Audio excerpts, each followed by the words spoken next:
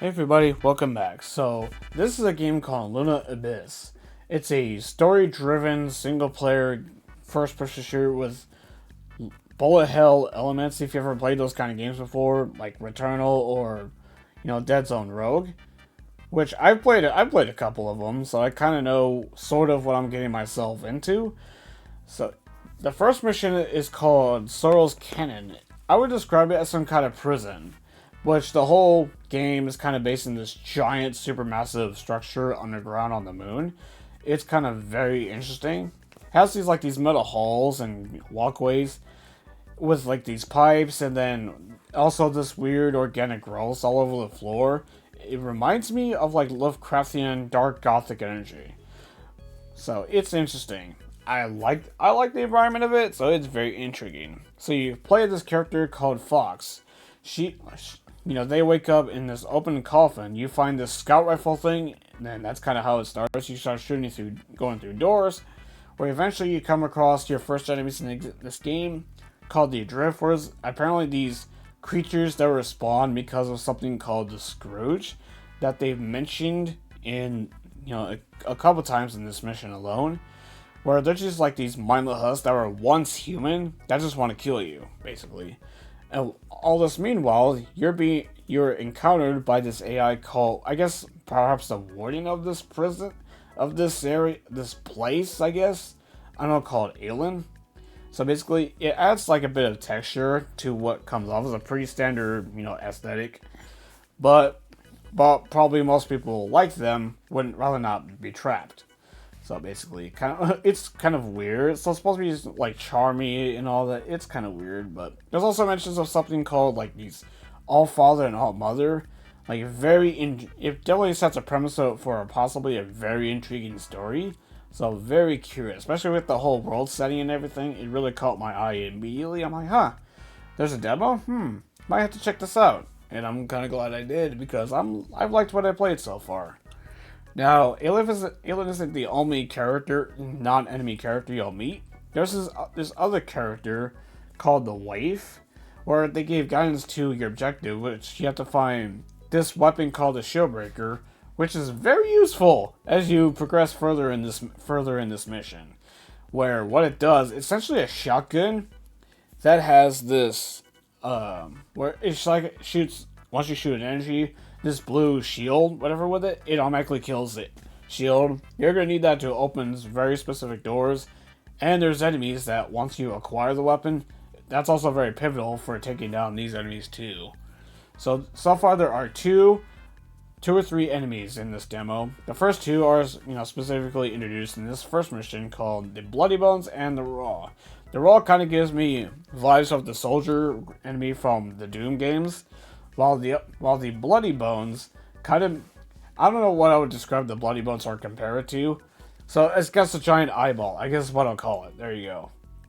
So the Bloody Bones shoot these blue orbs at you, while the Rod actually have like a gun attached to their arm. That's why I said the soldier enemy from Doom comparison. That's why I made that, because it's pretty similar in what their function is, pretty much. So you play in these arenas where you have to kill every enemy that's in the room with you to further advance in the game. That's kind of how it goes, right? So yeah, I mean, that's just kind of the basic gunplay so far for this game. So I mean, yeah.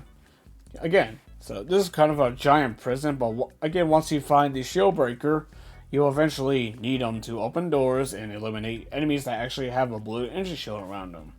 Now the second mission, however, so once you essentially escape this prison, we're gonna get into the second mission, which is actually much further in the game, and this is called the Scrooge Crater, excuse me. It's like some snowy mountain area. So there's definitely some diversity here in terms of the environments for this game, where it definitely puts your new abilities to good use. Because you get in this one, you get a double dash, a double jump, excuse me, and an air dash. So again, much like Doom Eternal, for instance. So there's no indication, but probably story reasons why they didn't explain it.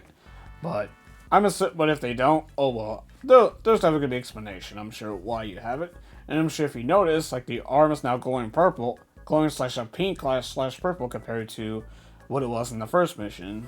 So it's going to be interesting to see. So there's definitely something going on here. Something very interesting going on here. So I wouldn't call it like an open world or anything. Like, it's just a mission. Obviously, it's just a strict mission based, much like Doom. So which is a good thing. But, you know, but will they explain how you got these new abilities? I'm sure they will. There's also a new ability. There's also a new ability too, interestingly. Like, where much like, remember the glory kills in Doom? And so that's kind of how, it's very similar in function to that. But except that you can actually just do it from a distance, and that's kind of how you can regain health that way too. If we don't find any of those crystals that we've seen earlier. This is a new weapon, which is essentially a sniper rifle. This is very handy. It's described as a long-range weapon, or sniper instance. Well, the reason why you have it, or need it, excuse me, is because you need to take down these new enemies right here, called the Eye of Virtue, and what this weapon is for, is to take down these purple, now have like a purple energy shield. You have to wait for the right moment, then you have to strike immediately. Once it'll tell you on screen, like, when now is your chance.